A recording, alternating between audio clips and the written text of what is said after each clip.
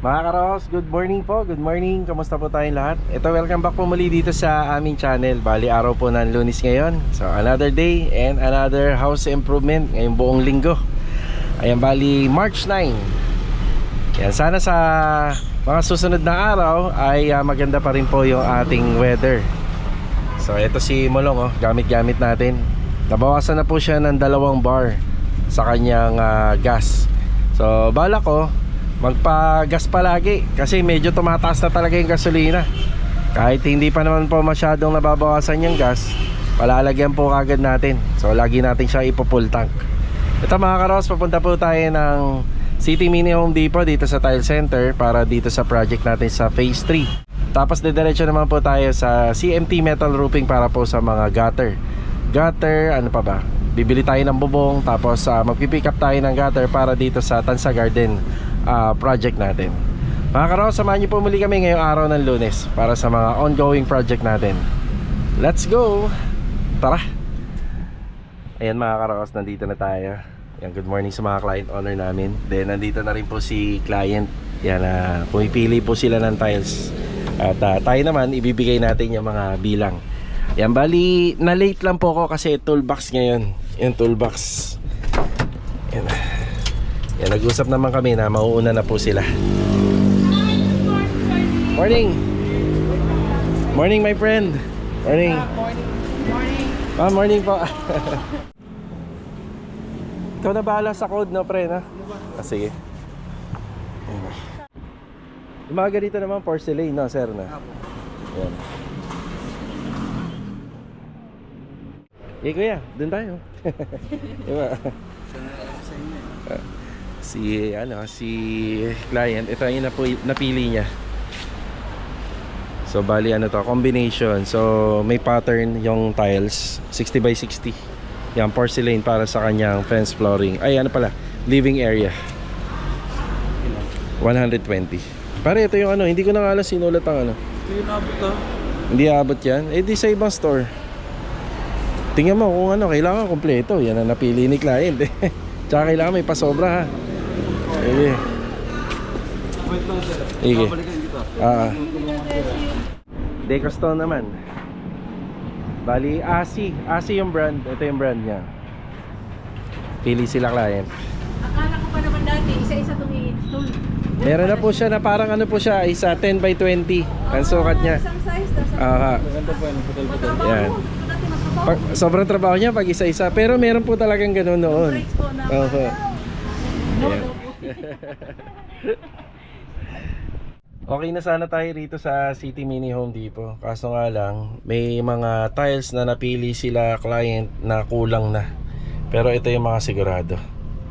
Yan, kapag dinadala ko po sila sa tile center, agad ko po ginagawa ng mga category. Yan, para ipapaprint ko na rin to at hindi po tayo malilito kapag nasa actual installation. Yan, dadalhin ko sila dito naman sa JKJ Tile Center. Yan. Doon tayo sa yung mga murang tiles. Hindi naman totally mura kasi pag sobrang mura, parang na po yun parang pa-reject na Murang tiles pero quality. Yan, doon natin sila dadalhin. Yan, isa to sa pinakamura pag ako yung bumibili rito. Yan, dito tayo sa JKJ Tile Center. Pag-akyat lang po dyan. Ang kulang namin yung pinakamarami pa, yung ilalagay sa living space. Yan, pero sa TNB, sa bar counter, second floor, yan lahat nakapili si client. Yan. Pero kung meron siyang makikita rito, pwede naman natin i-cancel yung ibang mga nandito para sigurado. Siyempre si client owner pa rin ang magdedesisyon sa lahat na materyales na dapat nilang ilagay sa bahay. Tara, dito na po tayo. Ang disadvantage lang nito, meron kaming unang pinuntahan, di ba? Baka mamaya ma-cancel nga yung iba, tapos yung iba mapili rito. Yan na. Pero syempre kay client po yun. Hindi pa naman po tayo nagbabayad sa kabila Ingat po ha ma'am, ingat po. Salamat po, thank you. Okay, biglang tawag po yung City Mini Home Depot. na kompleto naman daw pala lahat ng in-order natin. Ayan, dinoble check lang po nila. Again, maraming salamat po sa time nila, client, owner. Yan.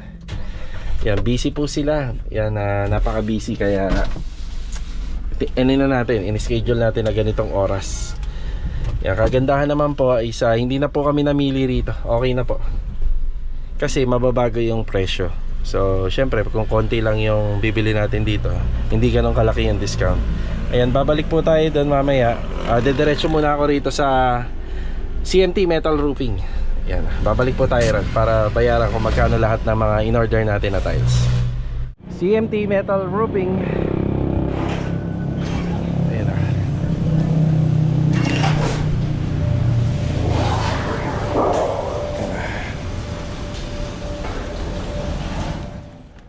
Bali, ito po yung order natin para sa garden.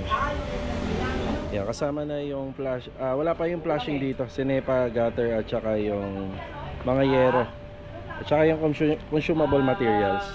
Yan. Ang madadala ko yung gutter at saka yung sanepa at saka yung consumable materials, pero yung mga yero papa-deliver na lang natin. Thank you, Pate. Salamat. Umaga tayo manananghalian ngayon. Anong oras pa lang? Alas 10 pa sa atin pa lang. Nakain po tayo mga karos. Ito pagkain natin. Itlog, minudo at saka kanin. Yung minudo na yan din yung handa nila Castor Batang kahapon. Yan na. Nakain tayo. Feeling ko kasi hindi na tayo makapananghalian mamaya. Yan na. Bali ngayon nga rin pala yung dating ng PVC panel. Ayan na, naka-prepared na para doon sa bago nating project sa phase 3. Ayan na. Salamat sa Lord sa pananghalian. Iparinig mo sa mundo what you're feeling by sharing those lyrics that have been stuck in your head. Okay na po tayo rito sa CMT Metal Roofing. Ayan. Sa mga naghahanap ng iba't ibang klase ng bubong, flashing, gutter, pwede kayo magpa-bend dito. Meron din silang ibang mga materyales kagaya ng pantrases, insulation. Katabi po ng Iglesia ni Cristo, papunta po rito sa SM13. Ayan. So ito po yung mga materyales sa NEPA, 25 cm or 10 inches, tapos Banawi type gutter. Yan, mga consumable materials yan, may dala na rin tayo. Yan, let's go. Yan, babalik po tayo sa City Mini Home Depot. Anong oras na? Mag-alas 11. Yan ang ginawa ko kasi, syempre, hinintay ko na rin po na matapos yung bend. Yan ang kontrata pala po natin doon sa sa garden. Hiwalay po yung roofing sa gilid at saka doon sa balcony. Yan, pasilip ko sa inyo yung materials na dala-dala natin. Ang dami pang kulang yan, yung mga flashing pa. Yan, 25k kagad. So, yung bubong, yun lang ang hindi na ipakita rito sa likod. Gawa ng yung bubong kasi ipapadeliver na lang natin dahil medyo mahaba.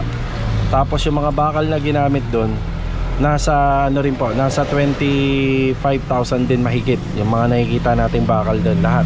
Sa balcony, pati doon sa corner area. May mga pintura pa, may wiring, may ilaw pa. So sa kontrata natin na 105,000k yata yun. Yung dalawa na yun, halos sakto lang. Yan na. Bali karagdagang trabaho po na pinagawa ni client doon sa Tansa Garden. Tara.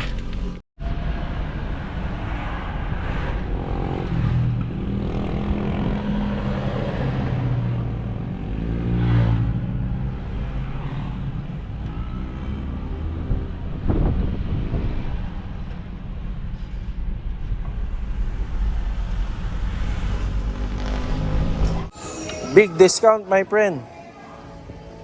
Big discount. Huwag yan, blue yan, ito black. Ayun oh. Ba? Binigyan tayo ng malaking discount ang kaibigan natin. Ayun oh. Karos, okay na po tayo rito. Yan, maraming salamat sa mga nag-asikaso. Ayun.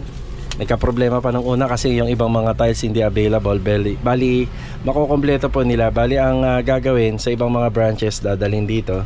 Tapos syempre nakiusap tayo sa kanila na kailangan may mga sobra naman. Baka mamaya po kasi magkulang at magkaroon ng basag. At least meron po tayong pamalit pa, o kaya mamaya pag na-unbox may mga bungi, di ba? Okay, ito nga po pala yung presyo, lahat-lahat 64,320. Yung kasama ko yung isang ongoing project natin dito sa phase 3, umabot sila ng 78,000 plus kasi pati yung lababo dito binili, dalawang water closet plus may tiles pa doon sa second floor. So ayan, bali dito kasi sa project natin 2 bedroom, walang PNB sa second floor. Yan, marami pa akong kukumpletuhin doon pero sa ngayon ito muna. Tapos yung ano nila, yung tiles na 170 ang presyo nung ako bumili, 150 na lang. Ayan, oh, di ba?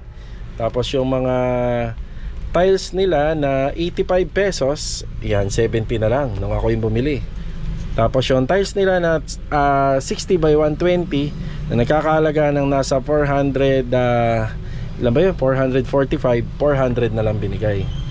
Oh, di ba? Ang laki naman na menos niyan, di ba? Tapos yung 195, 170 na lang, di ba? Okay, sana happy si client. Okay, di ba? Di ba? Laking tulong nito.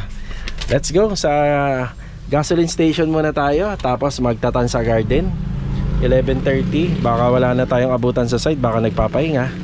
Yan, baka umuwi muna ako, tapos pagkatapos ko umuwi, bago mag-1, diretso tayo sa garden. Tara. Dating 50, no? Ngayon 61. 11 pesos ang nilaki. Tapos parang may limit yata kayo ngayon, no? Hanggang 1,000 lang. Hindi pwedeng lumagpas sa ano. Pagkano ulit, ma'am? Nagpapaprint ako.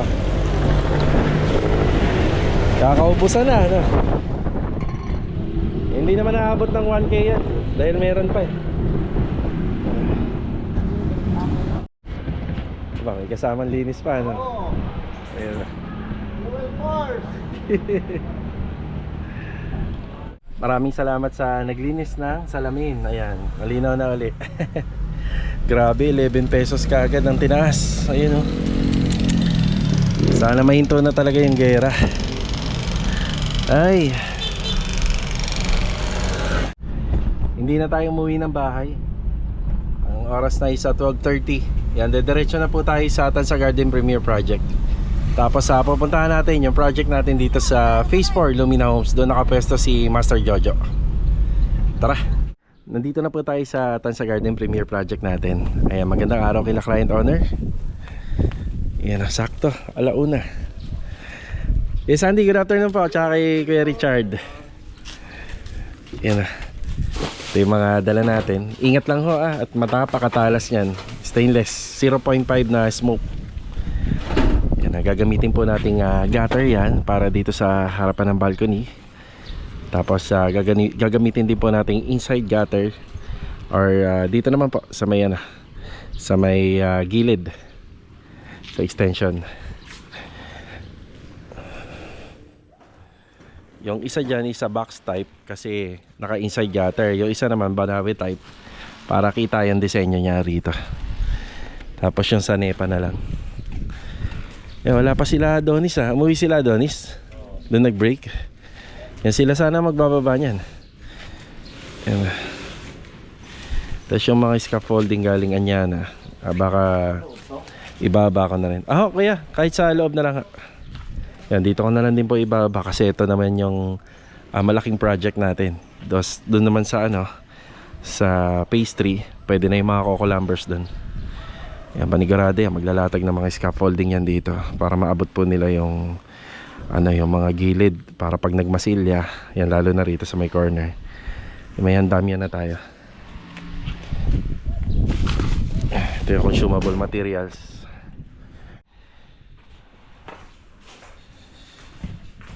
Si Kuya Boy, good afternoon po Kuya Boy.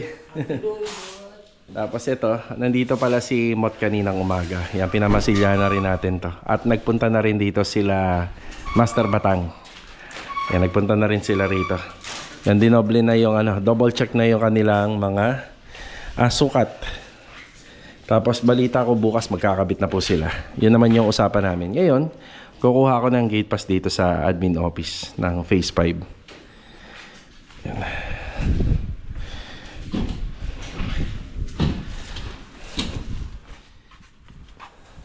Yung kompleto na pala yung ceiling dito sa balcony. Okay na yan. Tsaka ito.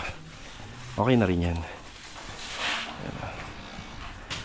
Meron lang nga pala ng ilang nagtatanong sa ating mga comment section. Yan, sasagutin natin. So ito yung kasama niya, kuya na. Thank you. Diyan na muna. Yan, sagutin natin yung mga nagtatanong. Ayusin ko lang yung... Ay kuya, pati po yung scaffolding. Mga scaffolding po. Ayusin lang muna namin to. Okay na mga karos, naibaba na po yung mga gamit. Tapos yung cooktop nga pala ni client, ay syempre kukunin na natin. Yan, dadali na muna natin doon sa bodega para safe na. Tapos kung sakaling lahat to ay magkakaroon na ng mga bintana, mga pintuan, makukompleto na natin, saka na po natin ibabalik dito yung mga gamit. Sa nakikita ko po kasi, kaya na po na maglagay tayo at mag-stock ng gamit dito kasi maluwag. Maluwag na po yung area. Okay, bago ako sumagot ng mga katanungan, bali, babatiin ko pa yung iba pang tropa. Rusty, good afternoon Rusty. Yan, para saan ba to? Yung ginagawa natin? Okay, dito. Yung para sa sa NEPA. Paglalagyan ng pasya sa NEPA, then gutter. Saglit lang, Ras, ha. Tapos ang inaasikaso ni Kuya Sandy, ni Kuya Richard, yung yung buhos, no? Buhos ng lababo. Tapos si Kuya Boy, yung electrical pa rin. Electrical. Tapos yung plumbing, pinakokompleto na natin, ay si Adonis. Adonis, good afternoon. Good afternoon. Ay, sa buong bahay po yan, yung buong bahay. Tapos ito naman po yung ginagawa ni Kuya Richard. So may may covered tayo na tiles. Ayan. So ito po, magtataka kayo, mahirap daw ba to kapag tawag dito, kapag tatanggalin na yung forma. Ano ba sa tingin mo, Kuya? Hindi mahirap to, no? Hindi daw mahirap. Pero meron lang isang tao na magkakat ng tiles sa ilalim. Tama. So ayan. Bali, binubusan na. Tapos, yung mga sukat po ng para sa yung para po sa faucet, hindi na po muna naming hinuhulma. Kaya ito na yung eksaktong hulma ng sink at saka ng cooktop. Ngayon, may mga allowance yan, hindi yan 0-0. Meron allowance sa Ilan? 1 cm. Every corner. 1 cm. Okay, bali, yun nga, dapat dito may nakabutas na rin. So, pinatatanggal na po natin yun. Ang mangyayari kapag matigas na yung tiles, doon na lang po maghuhulma. Kasi mas makomplikado kapag isasabay siya sa buhos. So, ito, 12mm po yung ginamit namin dito. Tapos, kapag magbubuhos tayo ng ganitong sink or ng countertop, laging may kulang na 2 to 3 cm dito. Sa amin, 2 cm. Kasi yung tiles sa sarado 60. O kaya para meron pang riser. Diba? Tapos yan po yung mga inaasikaso nila rito. Yan, electrical, welding, yung buhos. Tapos yung plumbing. Tapos kapag makaluwag-luwag, so dito na kami. Yan, pwede na po natin din palitadahan to. Yan na. Kumpletuhin na natin yung tiles. Ayan, bali okay naman na. Bukas schedule. So may mga gamit na tayo rito. Picing board meron na rin. Geras, pwede na. Dito na ako sa malayo. Yan, picing board meron naman. Marami yung picing board, no, Ras, no? Ayan, yung picing board, yung pang pinaka-insulation natin dito. Yan. Okay, yan yung update dito sa Tansa Garden Premier Project. Sa tiles, meron din naman. May mga na-deliver na. Tapos, sagot tayo ng mga konting katanungan habang nandito tayo. Mga simpleng tanong lang naman to. Okay, mula kay Sir Don, pwede mo naman lagyan ng bubong yung e-bike mo. Yan. So ang comment ko dito, yes pwede pero matrabaho. Hindi, yung design kasi ng e-bike natin, Boss Don, ay hindi po naka-design para lagyan po ng bubong. Mangyayari, mag-aabang ng mga bracket para lang may paglagyan. So para sa akin, kahit hindi na po. Pero maraming salamat sa inyong suggestion. Tapos may mga iba pang tanong dito rin. Yan, shoutout muna kay Christopher De La Gosa from Negros Occidental. Yan sir, God bless and mabuhay po kayo. Tapos Jojo Costales. Yan, yes sir. Panahon na, bigyan mo naman ng regalo sarili mo. Masyado kang masipag. Pasayahin mo naman yung sarili mo. Okay sir, maraming salamat po sa inyong comment, Sir Jojo Costales. Pero ang layunin ko po kung bakit ako kukuha ng mas malaking lote sa subdivision, kumbaga may bahay na siya tapos may mas malaking lote, ay para po dito talaga sa mga sasakyan natin. At saka syempre bonus na rin na mas makakagalaw ka ng maluwag, mabubuhay ka ng maluwag, at meron pang mga idea na pwedeng gawin, di ba? Yan, shoutout naman kay Gamer. Same tayo boss, naghahanap din ako ng unit na malaki. Yung carport or parking lot, hirap pagkalsada pag yung sasakyan ay nakapark sa kalsada. Ito Sir Gamer, meron pang isa doon sir. Kung gusto mo, pwede nyo pong kontakin tong ilalagay ko rito. Yan si Ma'am Arali. Merong 153 square meter po doon. Pinuntahan ko yung kahapon, hindi na nga lang ako nag-vlog doon. Yan, pinuntahan ko na yon kahapon, pero mas napili ko pa rin yung una kong pinuntahan noon. Yun ang target ko. Pero meron ako napuntahan kahapon na napakalaki talaga sir, di ka magsisisi. Kung gusto mo, kontakin nyo po tong nakalagay po rito kung naghahanap pa kayo, di ba? Okay, bali yun lang po yung mga konting na ispatan natin na comment dito sa ating comment section. Ayan mga karoos, yung tungkol nga po pala sa roofing, ito yung naging additional dito. Ayan, dyan sa balcony at saka dito. So ang labor and materials niyan ay nasa nasa 105,000 kasama na po yung sa balcony. Pero nakita niyo naman yung materials natin kanina na binili plus yung mga bakal na yan ay umaabot na po yan sa nasa 50 mil na po yan.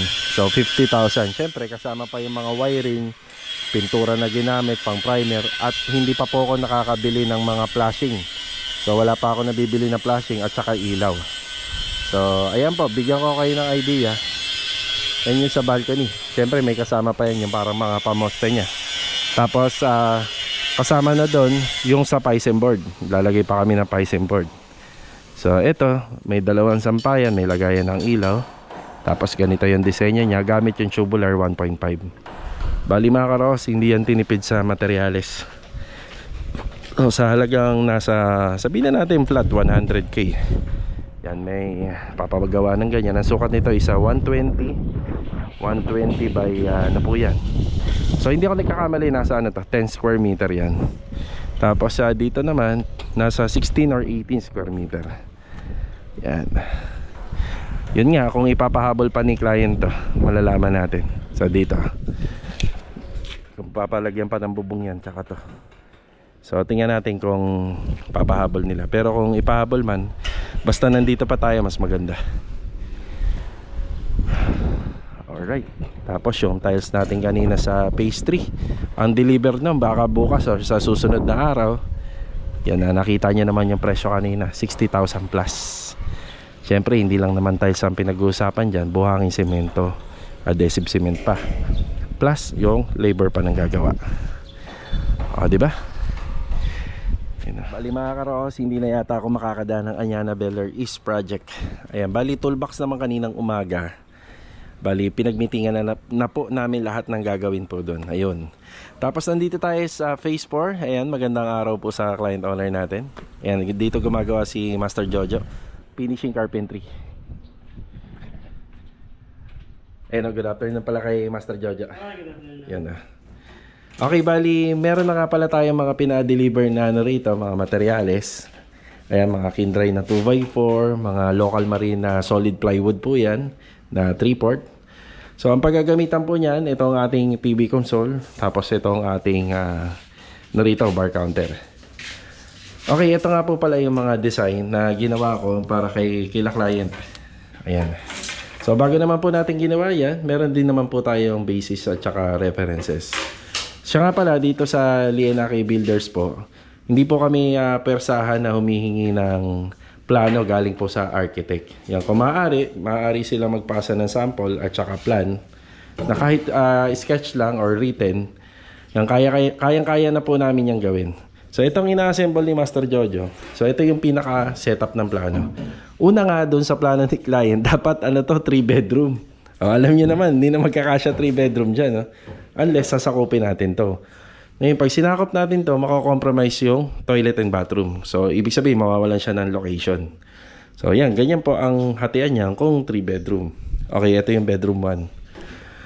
Sa bedroom 1, mapapansin nyo, ito yung extension na ginawa natin sa back extension. So, nag-iwan siya ng kanto. Ito yung pinakakanto. Kasi, hindi naman po natin yan pwedeng ipantay dito sa existing na pader. Dito sa floor area, gawa ng naghahati po yung mga bahay-bahay dito. So, ibig sabihin, so ito na yung kalahati ng boat ng kapitbahay niya. Tapos, ito naman yung CHB walling natin. So, medyo mukhang hindi hati, no? Kasi, syempre, may ano siya. Meron pa siyang palitada. At saka ito po is dating toilet and bathroom. Tsaka mukha lang din po siyang hindi hati. Gawa ng wala po to sa hulog. Kaya mapapansin nyo itong pader dito. Pinapalitadahan ko pa po yan. Yan para nasa hulog siya. Okay, ito nga po palang space na to. Nasa ilan yata, Joe? 200. Walang 200, no? Nakalimutan ko. Sige, sige. Ipakita natin. Yan na. Yan. Ilan siya? Mula sa dulo? Hindi, yan lang. Yan sa kanto. 195. Ayun, 195. So, ibig sabihin, magkakasya pa rito yung mga ordinaryong kama. So, wag na lang po yung may, yung may headboard. So, kasi sila client, humiling po sila sa atin ng sa 2 bedroom dito sa back extension. Dapat nga ang pagkakalatag pag ganito. Diyan, ito nga, sukatin nga natin to yung pagpaganito. Ito yung sample nila. Check natin kung ilan. Ilan siya? 197. 197. So, pwede rin na pag ganito. Okay, so pwede rin po na pag ganito yung latag ng kama or pwedeng pag ganito. Bali, ang pinaka-design na pinagagawa ko kay Master Jojo, yan, dito banda. So, dito tayo maglalagay ng kama. Siya pala mga karos, naputol saglit yung vlog ko. Kasi ang prepared na rito ni client pa L-type. Siyempre, hindi naman po natin ito palaging na-videohan tong area. Paano yan, Jo? Kung L-type, pakita nga natin. So, dapat to L-type. Ang mangyayari, dahil kukuha tayo ng space dito, pag gumanon tayo, Dito na yan. dyan na, oo. Matatakpan yung kalahati nito. Tapos yung pinto pa, magbabanggaan. Okay, sige. So, ang pinaka naging setup po namin dito, sige dyan, okay na. Ang pinaka naging setup na lang po namin dito, isang cabinet. Yan dito. Isang buo po siya. Pero hindi naman po matatakpan to, hanggang dito lang. Yan. Tapos, susundin namin yung gusto ni client dito. Ang nangyari na lang is shelves. Tapos, may hangiran. Yan. Ginawa namin, dinoble namin. So, may shelves, tapos may hangiran. So, may shelves dito sa gilid. Tapos, both may hangiran. Yan para mapakinabangan po nila ng husto.